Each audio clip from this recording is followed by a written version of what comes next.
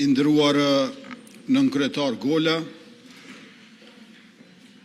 të nderuar deputet të Kuvendit, të nderuar ministrat të qeverisë, të dashur qytetarë të Republikës, mirë se e gjejmë njëri tjetrin në seanca plenare të Kuvendit të Republikës sërish, në rikthimin e shtëpisë së demokracisë, pothuajse një muaj pas dekretit të presidentes për shpërndarjen e tij. Dekreti I lëshuar ishte në shpërputhje me Kushtetutën e Republikës Kosovës dhe ka krijuar një situatë e cila kërkon qartësi, jo konfuzion, e cila kërkon përgjegjësi, jo shmangje. Gjykata kushtetuese ka folur për natyrën e Republikës sonë demokratike parlamentare dhe për kufit që kushtetuta I vendos çdo institucioni.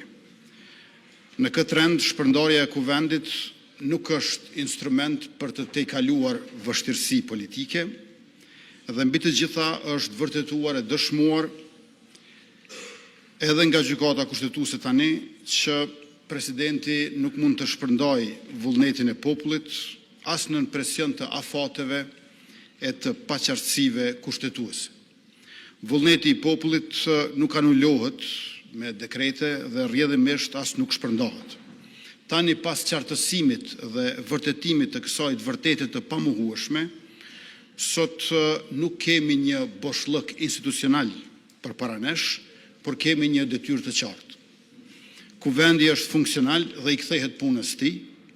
Mandati I deputetëve është I gjallë dhe përgjegjësia ndaj proceseve politikave publike është edhe më e madhe. Afatet kushtetuese janë në rrjedh, shteti nuk ka ndalur së vepruari dhe nuk ka asnjë arsye që ne ta ndalim atë.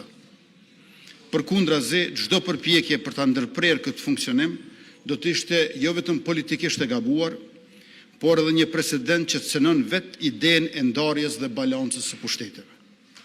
Demokracia nuk mbahet në këmbë e nuk avancon përpara, duke bllokuar punën dhe funksionin e njëra tjetrës, por duke respektuar çdo pushtet tjetër brenda kufive të përcaktuar nga vetë kushtetuta. Kjo nuk është asnjë çështje abstrakte apo debat teorik. Vazhdimi I punës së institucioneve tona është më konkret se kurrë, por njëkohësisht edhe më I nevojshëm se asnjëherë më parë. Pra rruga para nesh nuk duhet të jenë pengesat, inatet apo refuzimet përtesur përpara, por çka pritet prej nesh është miratimi I marrëveshjeve ndërkombëtare, agjenda legjislative që përmirësojnë përditshmërinë e qytetarëve pa dallim, politika publike në dobi të brezave që vijnë e që kërkojnë konsistencë dhe siguri juridike. Dhe të gjitha këto nuk mund të mbahen peng të një krize të prodhuar politikisht. Vullneti I popullit është shprehur me 28 dhjetor në zgjedhje të lira e demokratike, tash ne duhet të flasim për vullnetin ton për të shtyer përpara punët e mira për qytetarët. Andaj duhet të kthehemi aty ku kemi mbetur dhe të vazhdojmë punën tonë me seriozitet. Qytetarët presin që ne të procedojmë sa më shpejt me byron për konfiskimin e pasurisë së pajustifikueshme, sepse lufta kundër korrupsionit nuk është një kapitull që hapet dhe mbyllet sipas nevojës politike, por është një vije pa ndërprerë që e ndan drejtësinë nga padrejtësia. Diçka që qytetarët pa dallim partie e kërkojnë dhe e mirëpresin. Nëse qytetarët e mirëpresin, nuk ka arsye që partitë mos ta mbështesin.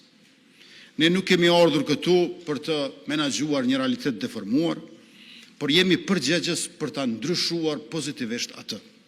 Dhe ndryshimi fillon aty ku shteti e bën të qartë se çdo cent I keq përdorur nga zyrtarët publik duhet I kthehet atij që I takon, pra qytetarit. Nëse qytetari I zakonshëm duhet të jap llogari për çdo cent që fiton, atëherë edhe ai që është pasuruar në mënyrë të pajustifikueshme duhet të jap përgjigje për çdo euro që ka abuzuar. Këtë nuk e bëjmë si një akt hakmarrje, por si një akt barazie, sepse një shtet që nuk I dënon të fortit e padrejt, në fakt I braktis të dobtit çdo ditë. Nëse I kërkojmë tatimin secilit që punon me djers në ballë e me mund fizik a intelektual, dhe vjen i raskapitur çdo mbrëmje, atëherë cila është arsyeja që të mos kërkojmë nga ata që pa asnjë përpjekje i qel mëngjesit pasuruar. Derisa presim mbështetje për ligjin për byron, pra abuzimet me fondet publike, ne gjithashtu presim mbështetje në mbrojtjen e qytetarëve nga abuzimet me çmimet e larta. Pozita dhe opozita janë dëshmitar që qytetarët tanë kanë ankesa për abuzime me çmimet e larta. Atëherë, nëse pajtohemi për problemin, duhet pajtohemi edhe me zgjidhjen. Me fjalë të tjera, duhet ta rikthejmë ligjin për çmimet tavan, jo si një debat ideologjik, por si një përgjigje konkrete ndaj një realiteti që çdo familje e ndjen për ditë.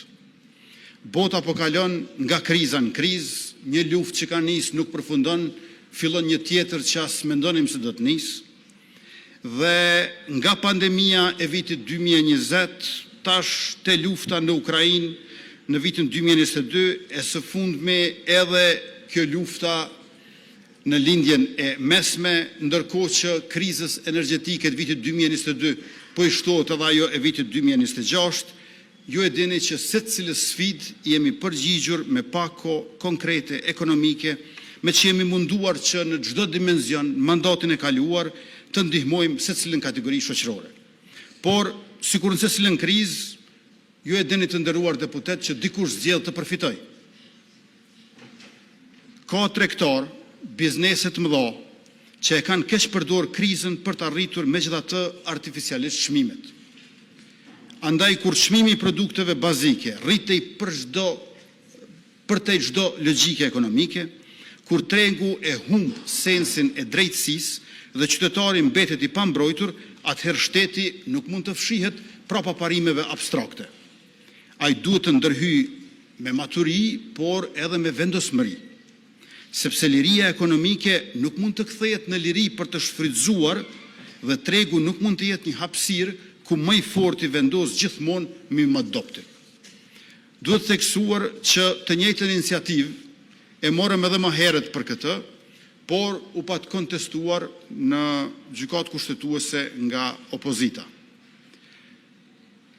Pra, ankesa për çmimet e larta u bë ankesë në gjykatë kushtetuese kundër ligjit për të ndalur abuzimin me çmime. Ta shumë shpejt do ta risjellim këtu për ta votuar dhe presim që edhe opozita të reflektojë e të na mbështesë në këtë projekt ligj, sepse ky projekt ligj i ri, por në thelb i vjetër, i mbron nga abuzimi me çmimet e larta të gjithë qytetarët, pra ata që na mbështesin neve si mazhorancë, por edhe qytetarët që mbështesin PDK, LDK, AK e kështu me radhë. Prandaj problemet e përbashkëta kërkojnë zgjidhje të përbashkët dhe presim përkrahje të të gjithëve, duke theksuar gjithmonë se kjo nuk është ndërhyrje kundër tregut, kjo është ndërhyrje për drejtësi në treg, dhe drejtësia në treg është pjesë e drejtësisë në shoqëri. Të nderuar deputet,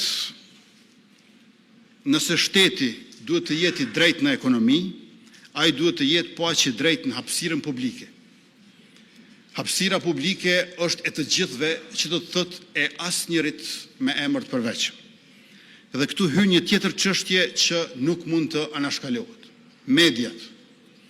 Një demokraci nuk jeton vetëm nga vota qytetare, por edhe nga fjala e thënë. Dhe kjo duhet të jetë e lirë për të qenë e vlefshme. Por fjala nuk mund të jetë e lirë nëse është e kapur nga interesat fshehta. Raportimet për financime me thas parash nuk janë vetëm një problem i etikës profesionale.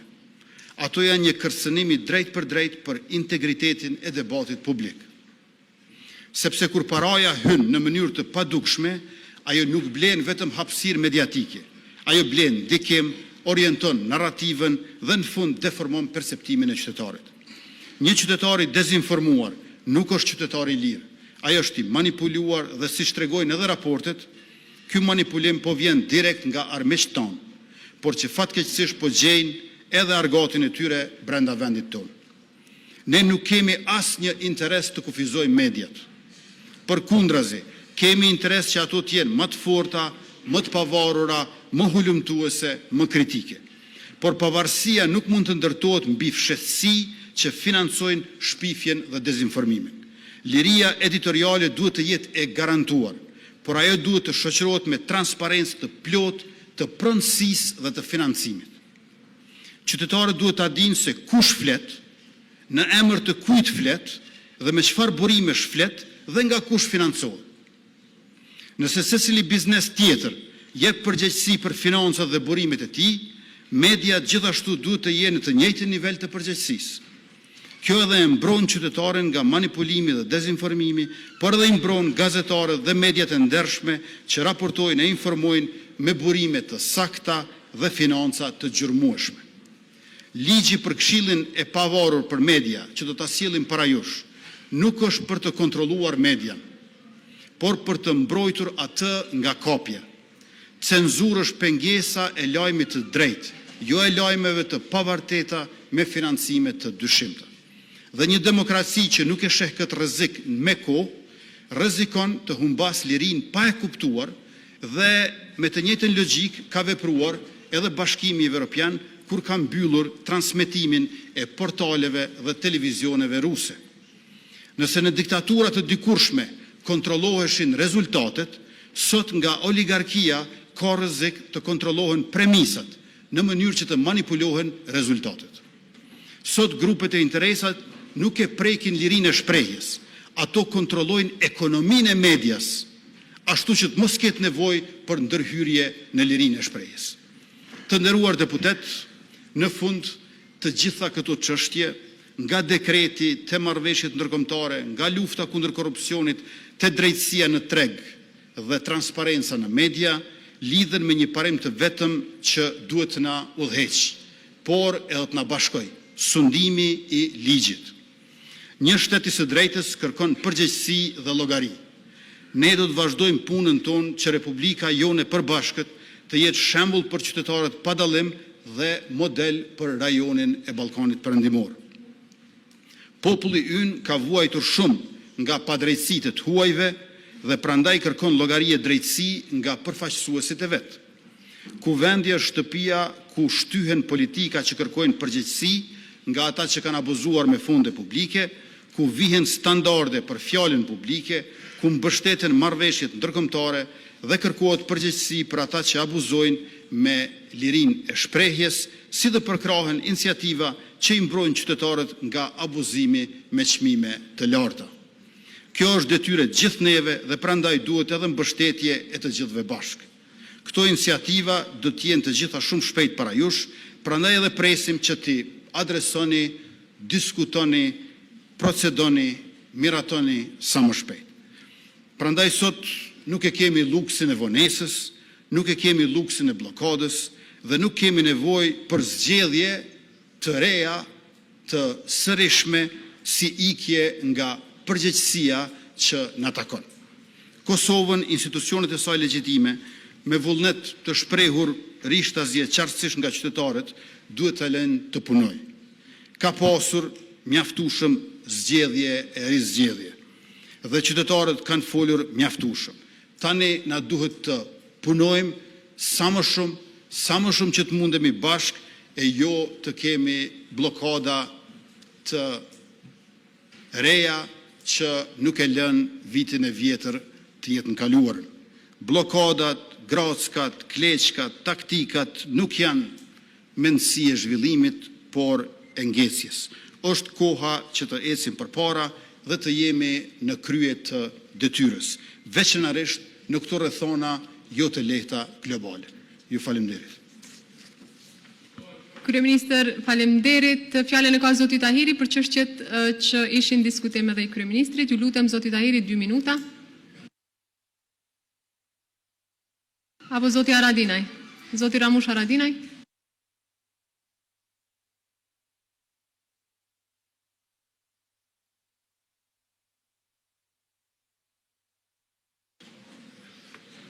Nderuar kryetare, nderuar deputet, kabinet qeveritar, dashur qytetar, edhe ne sot mashtruesi para nesh me një mashtrim ideal.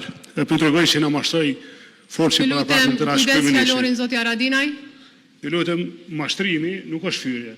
Sot ndodhen një mashtrim këtë fjallim, ndodhen një mashtrim në këtë foltore, e po du me edhe mashku këtë mashtrim mënyrës më të keqe të mëjshme. E para, kolega që foli para me këtu, ose sa vjetë në pushtet.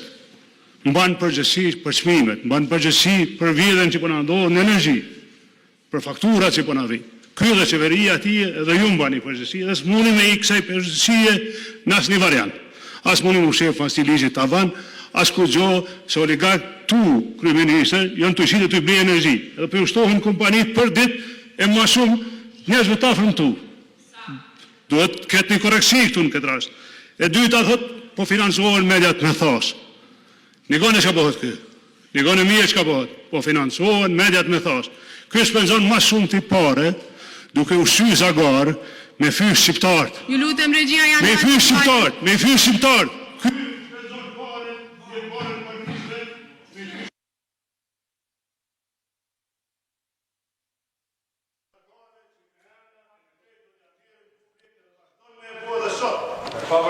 Edhe në gjitë reje, edhe në gjitë adavere. Edhe ata që për ndroj, janë qashit, zakohet. Po, janë zakohet. Ju lutem. Që shkam,